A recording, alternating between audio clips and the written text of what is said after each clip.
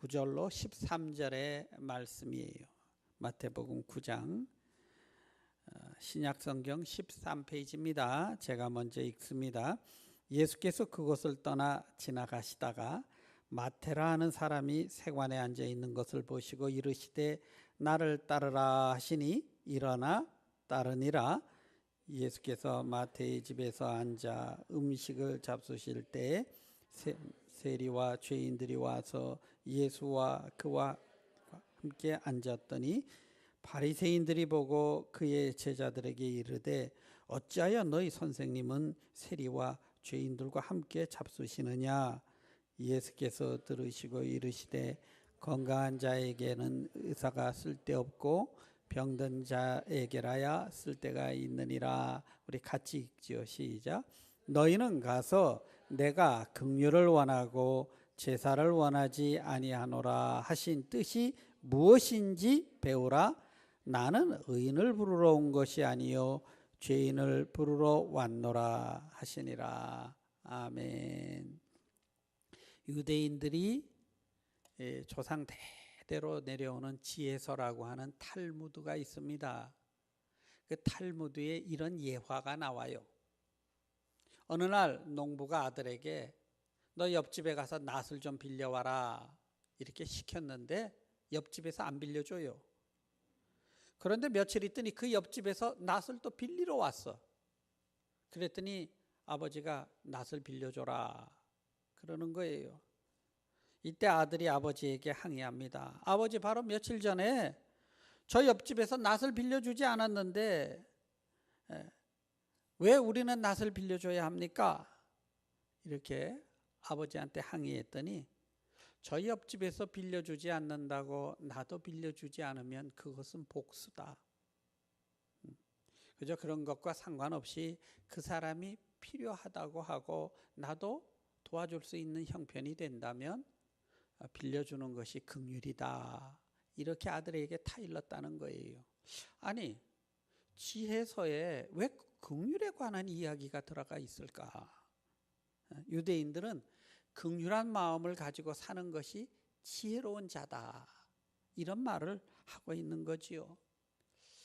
사실 요즘에 우리 이런 마음 가지고 살면 손해봅니다. 나만 바보 되기 딱 쉽습니다. 그런데 왜 그게 지혜로울까요? 이 말은 그냥 착하게 삽시다 하는 의미가 아니라 긍휼 없는 사회, 이 삭막한 거친 사회는 사실 우리 모두가 손해보는 바보 같은 짓이다. 이 이야기를 말하고 있는 것이지요. 결국 모두 고통스럽게 되기 때문입니다. 성경에 보면 우리 하나님께서 자기 스스로를 이렇게 나타내실 때 이런 말씀을 하세요. 나는 은혜를 베풀 자에게 은혜를 베푸고 긍휼을 여길 자에게 긍휼을 베푸느니라. 긍휼을 베푸시는, 은혜를 베푸시는 하나님이라고 스스로를 나타내십니다. 이 긍휼은 하나님의 기분이 아니에요. 기분은 때에 따라서 상황에 따라서 바뀔 수 있습니다. 그런데 하나님은 이 긍휼이 기분이 아니라 나의 성품이다 이렇게 말해요. 성품은 환경에 따라 변하는 게 아니지요.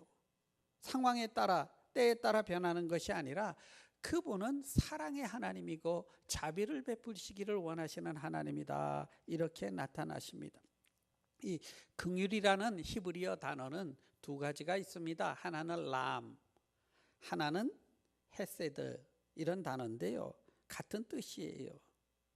그런데 그 뜻을 조금 더 깊이 굳이 이렇게 나누어 보자면 람은 불쌍히 여겨서 긍휼을 베풀어 주는 것이고 헤세드는 약속 때문에 언약 때문에 긍휼을 베풀어 주는 것이고 조금 그런 차이는 있지만 불쌍히 여기고 약속 때문에 자비를 베풀어 주시는 것을 긍휼이라 이렇게 말하고 있습니다.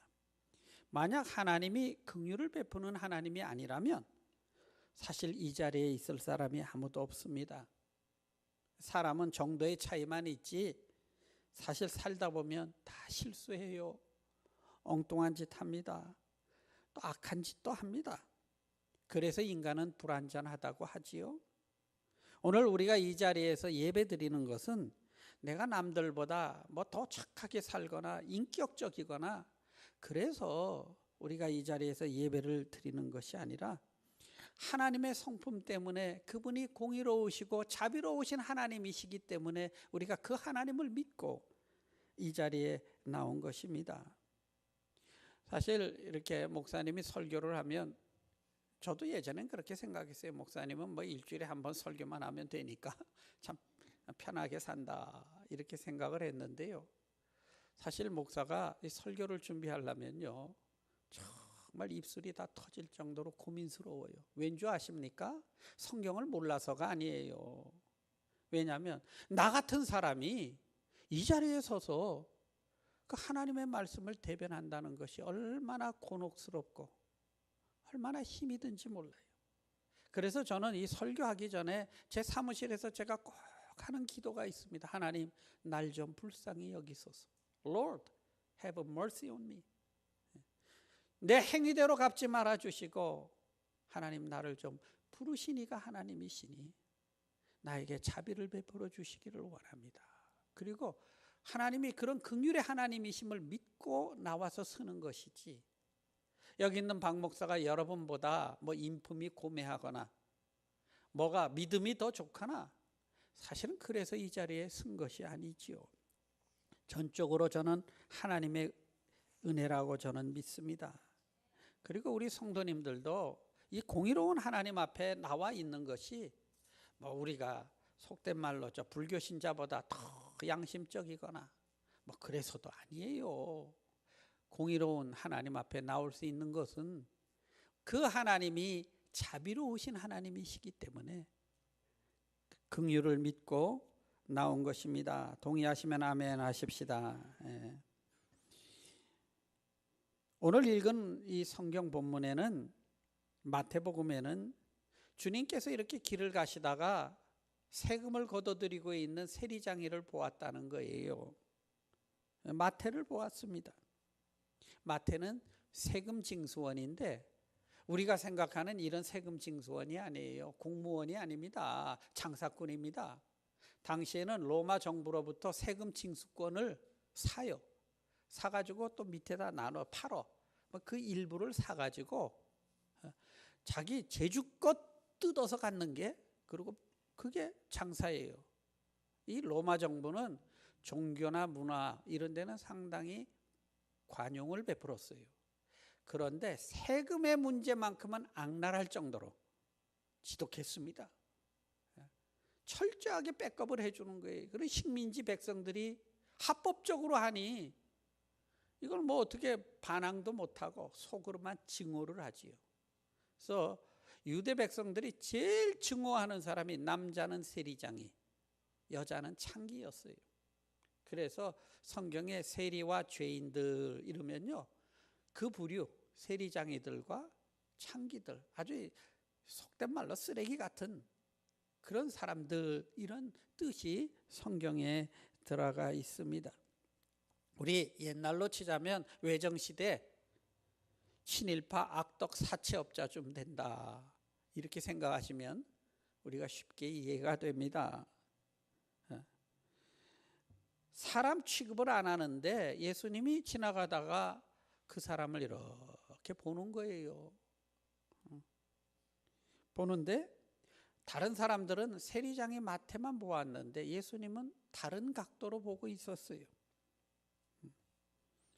그도 부르면 하나님 앞에 나올 수 있는 하나님의 자녀로 보았고, 그도 불러서 훈련시키면 위대한 사도가 될 만한 인물로 마태를 보았던 것입니다. 긍휼한 마음을 가지고 마태를 본 거지요. 그리고 나서 나를 쫓으라 했더니요, 그 마태가 예수님을 쫓았습니다. 참 대단한 사람이죠. 예수님의 제자가 된 사람들은 뭐 신분이 높거나 뭐 이런 거는 없었어요. 그러나 단 한 가지, 참 결단의 사람들이었다 하는 것을 한결같이 성경은 우리에게 말씀을 하고 있습니다. 저는 어떻게 하던 일을 그냥 탁 놓고 예수님을 그렇게 따를 수 있었을까?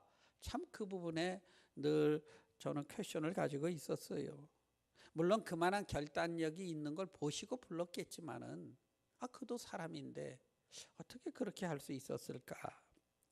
그리고 가만 성경을 묵상하다 보면 우리가 마태의 마음을 조금은 이해할 수 있지요. 사람들은 다 마태를 쳐다볼 때 바퀴벌레 보듯 보는 거예요. 아주 더럽게 보는 거예요. 증오합니다. 왜 사람인데 그걸 모릅니까? 그죠? 그런데 예수님이 그 많은 사람들 앞에서 공개적으로 자기를 인정해 주는 거예요. 사람 취급해 주는 겁니다.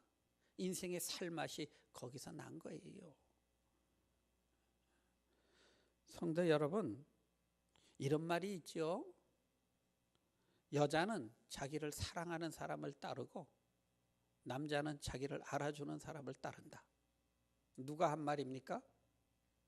저 법원교회에 있는 베다니 한인교회 방수민 목사가 한 말이에요. 근데 가만 보면 사실 그래요. 남자는 알아주는 맛에 하고, 그래서 여러분 아들이나 이렇게 키울 땐 계속 격려해 주셔야 됩니다. 잘했다 잘했다 이래야지요. 뭐 너 잘생겼다, 남자들한테는 별로 그런 거 감동 없어. 근데 여자들한테는 사랑해 줄 때 정말 살맛이 나는 겁니다. 그래서 여자한테는 꽃 하나만 줘도 여자는 감동하잖아요. 남자는 꽃 한 송이 주면 감동 안 해요. 한 100송이 줘야 나를 이렇게 알아주는구나. 그리고 감동이 있는 거지요. 어찌됐든 자기를 알아주니까 마태가 살맛이 나는 거예요. 그래가지고 그날 저녁에 잔치를 베풉니다. 근데 뭐 부를 사람이 뻔하지요. 그 집에 올 사람이 다 그런 사람들 아닙니까? 세리장이들, 뭐 창기들, 뭐 이런 사람들만 잔뜩 와가지고 예수님 제자들과 한 자리에 앉아서 식사를 하는데 바리새인들이 딱 보니 가관이야.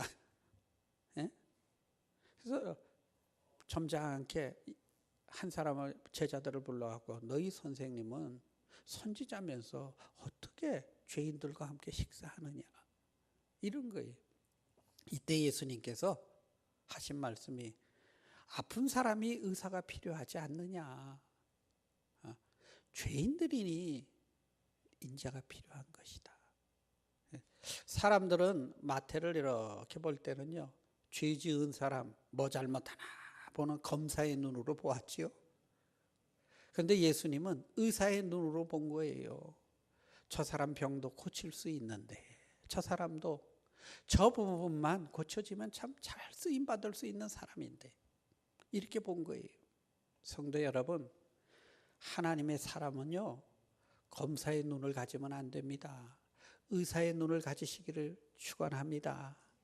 뭐 잘못하나 이렇게 보면 뭐 다 걸리죠. 안 걸릴 사람 누가 있겠어요.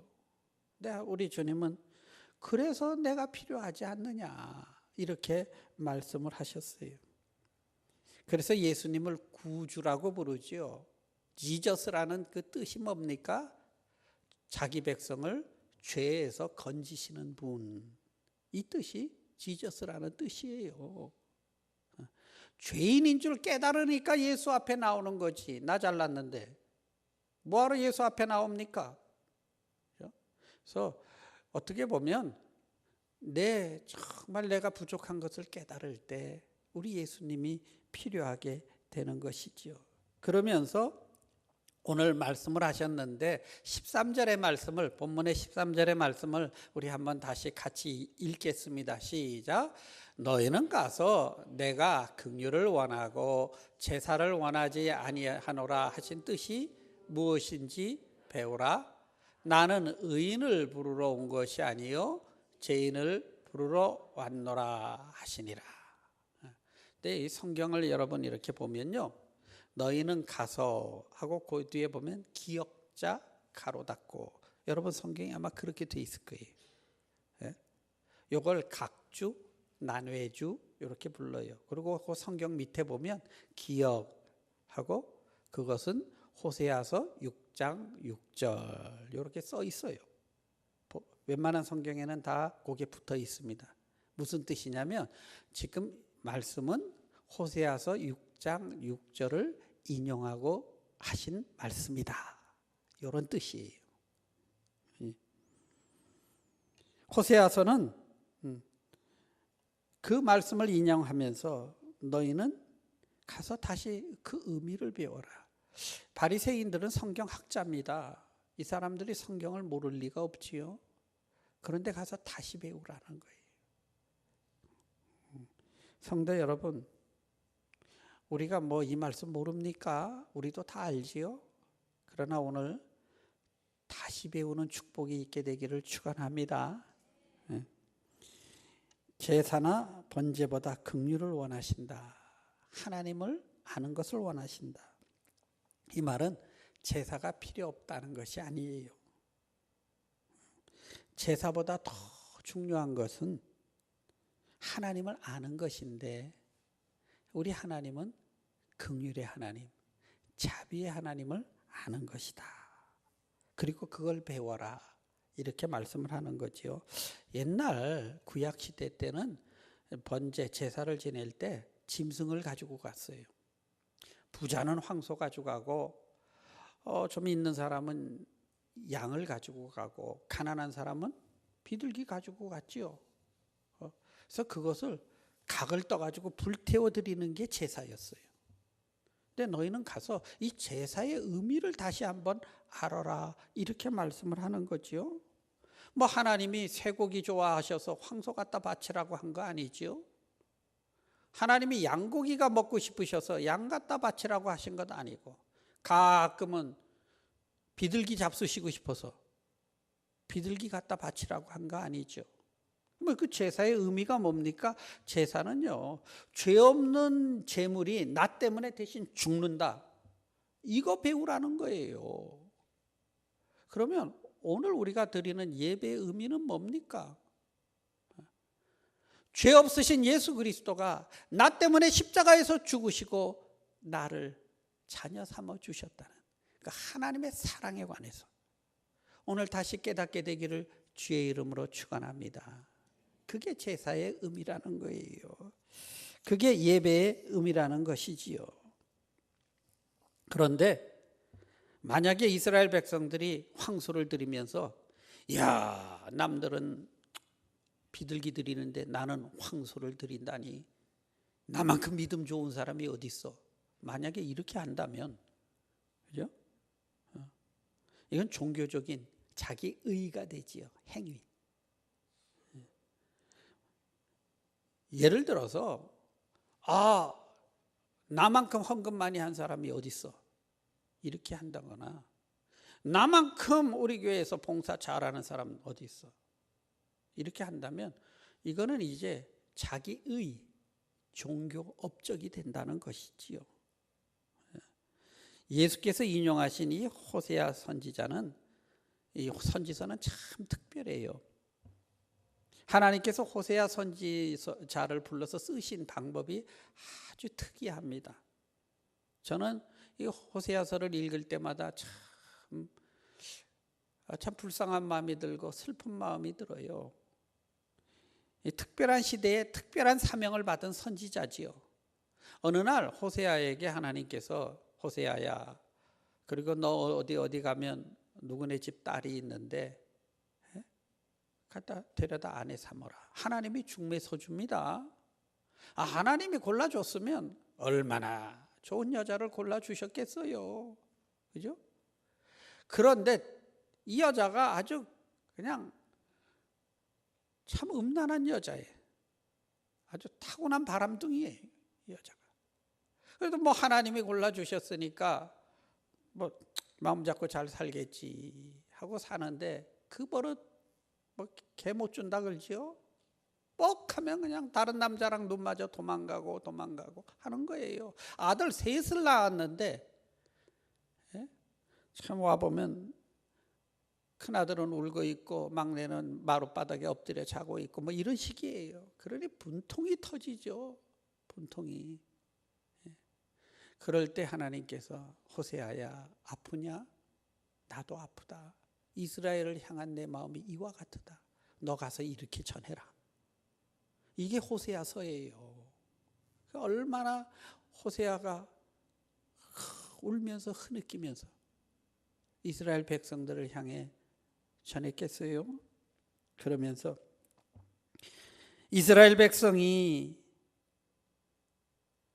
다른 신을 섬기고 그 앞에서 건포도와 떡을 먹고 앉아 있을지라도 내가 이스라엘 백성을 사랑한다. 호세아야, 너도 음부가 된 내 아내를 빨리 가서 도로 찾아와라. 여인이요, 나가서 잘 살면 괜찮아요. 바람나서 어딜 갔는데 또 이상한 건달 만나가지고요, 그래가지고 또 인신매매단에 팔려가지고 찾아가면 저 노예로 묶여 있는 거예요. 그럼 호세아가 있는 돈 없는 돈 또 다 구해서 그걸 구해주면 조금 있으면 또 그 짓 또 하고 또 하고, 이럴 때 하나님이 주신 메시지, 이스라엘 백성들이 이와 같단다. 내가 사랑을 베풀면 또 배신하고 또 하고, 너는 가서 여호와에 대해서 내 마음을 좀 알아달라고 가서 좀 전해라. 우리가 알자. 여호와를 힘써 알자. 여러분, 하나님의 심정을 좀 힘써 알게 되시기를 축원합니다. 예배는요, 와가지고 우리 하나님 축복해 주세요, 뭐 해주세요, 이 단계는 이제 아주 초신자 때 하는 단계지요.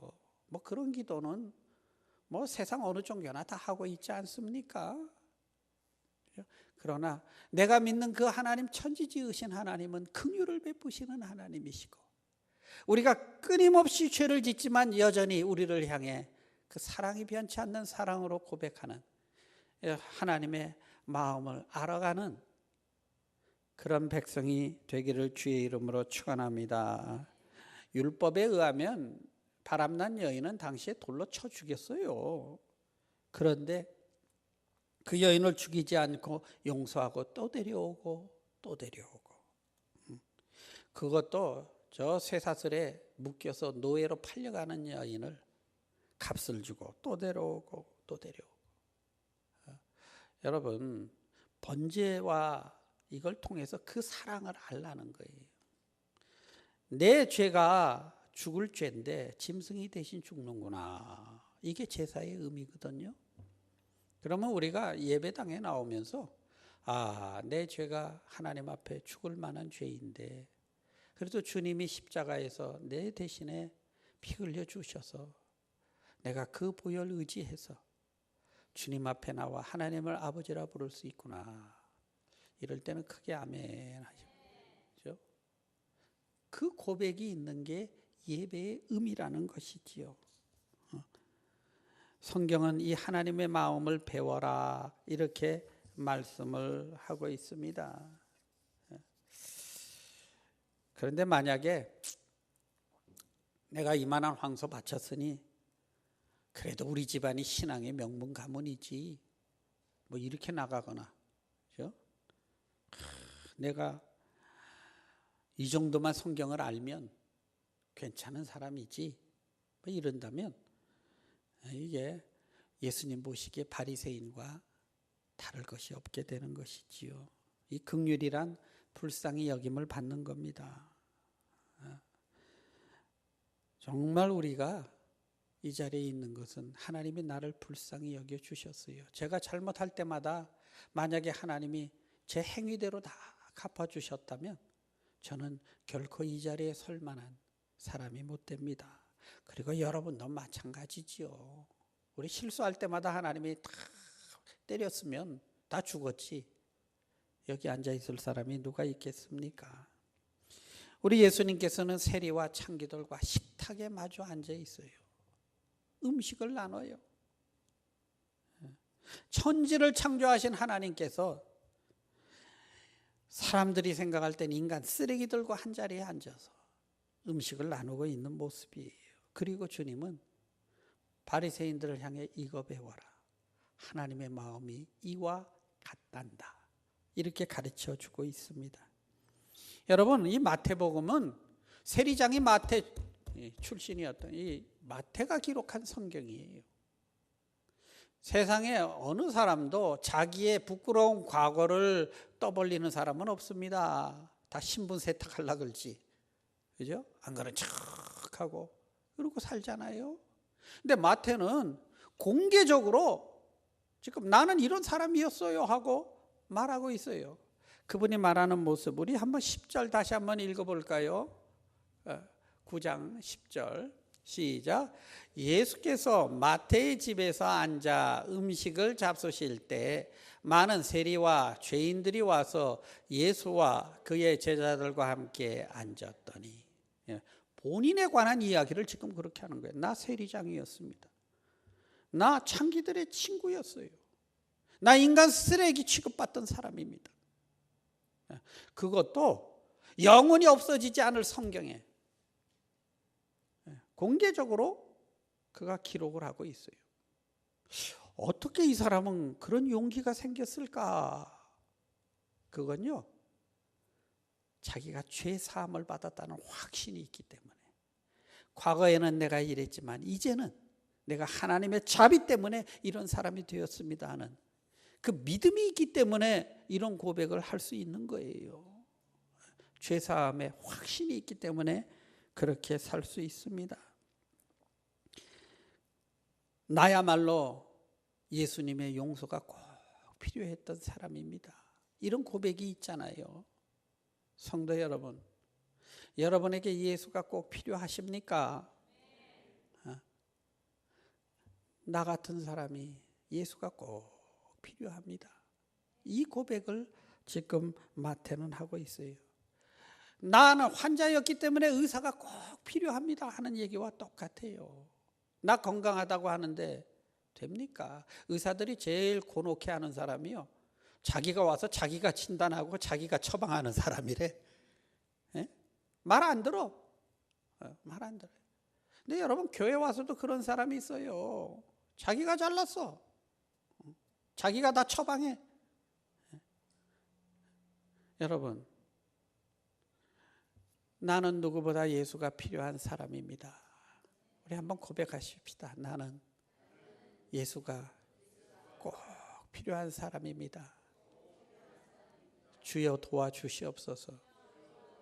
이게 예배라는 거예요. 이게 지금 마태의 집에 예수님이 가서요 식탁을 베풀죠. 이거 천국의 모형이거든요. 이게 교회의 모형이에요. 죄인의 집에 교회가 생긴 거예요. 교회는 건물이 아닙니다. 이런 고백이 있는 공동체가 이게 교회라는 거예요. 이게 천국이라는 거예요. 나에게는 예수가 꼭 필요합니다. 저는 예배가 시작되기 전에 얼마나 힘든지 몰라요. 그러나 꼭 하나 제가 의지하는, 하나님, 나는 누구보다 예수님 꼭 필요합니다. 제가 자격이 있어서 쓰는 사람 아니잖아요. 주님 아시고 불렀지 않습니까? 날 좀 불쌍히 여겨주세요.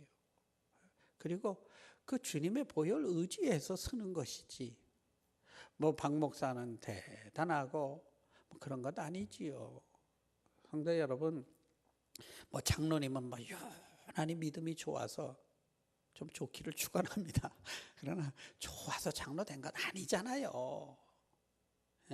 뭐 권사님은 특별히 영적인 사람이라서 권사 된 거 아니잖아요.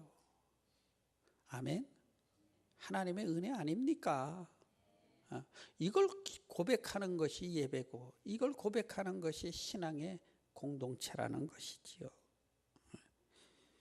사도 바울은요, 자기가 이렇게 자기 신앙을 간증하는 모습을 봐요. 디모데전서 1장 12절로 16절에 나오는데, 자기를 뭐라고 소개하나 우리 한번 읽어보십니다. 시작. 나를 능하게 하신 그리스도 예수 우리 주께 내가 감사함은 나를 충성되이 여겨 내게 직분을 맡기심이니, 내가 전에는 비방자요 박해자요 폭행자였으나 도리어 긍휼을 입은 것은 내가 믿지 아니할 때 알지 못하고 행하였음이라. 우리 주의 은혜가 그리스도 예수 안에 있는 믿음과 사랑과 함께 넘치도록 풍성하였도다. 미쁘다 모든 사람이 받을 만한 이 말이요, 그리스도 예수께서 죄인을 구원하시려고 세상에 임하셨도다 하였도다.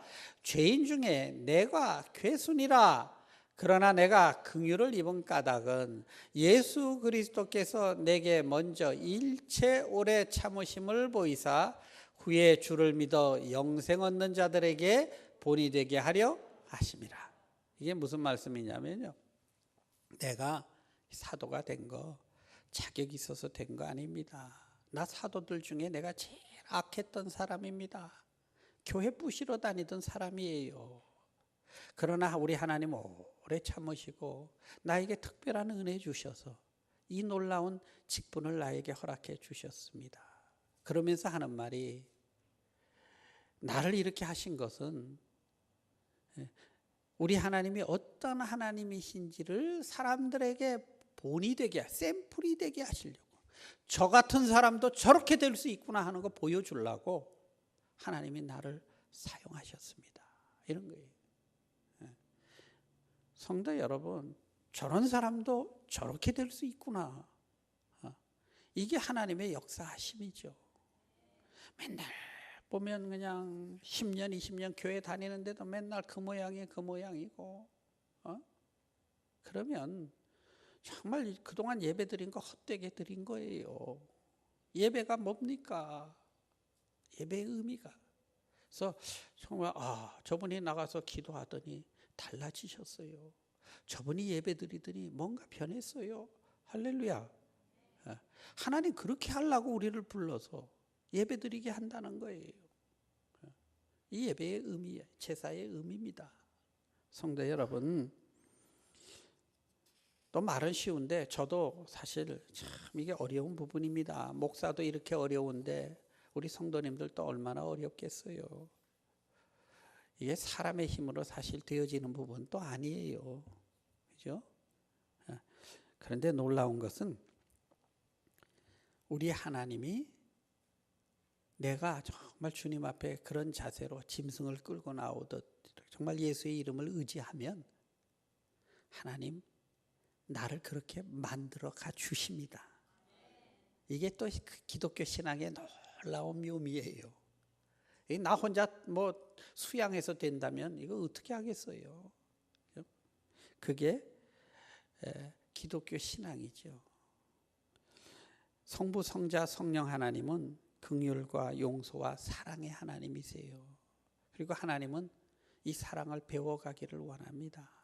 사실 어떤 면에서 요거 깨닫게 하려고 자꾸 주변에 어려운 일들이 생기게 하시는지도 몰라요. 그걸 보면서 내 심성이 드러나는 거지요. 정말 내 신앙이 이렇게 얕았구나 하는 것도 깨닫게 되고, 그래서 더 주님 앞에, 주님 나 누구보다 예수가 필요합니다. 나 좀 도와주세요. 그러면 긍휼을 베푸시는 하나님, 자비를 베푸시는 하나님, 결코 여러분을 외면하지 않습니다. 이 마태가 전하는 예수의 모습, 죄인의 친구요, 나 같은 사람을 바꿔 쓰신 분이 예수님이시다 하는 마태가 전해주는 이 복음이 여러분과 저의 복음이 되기를 주의 이름으로 축원합니다. 기도하십니다.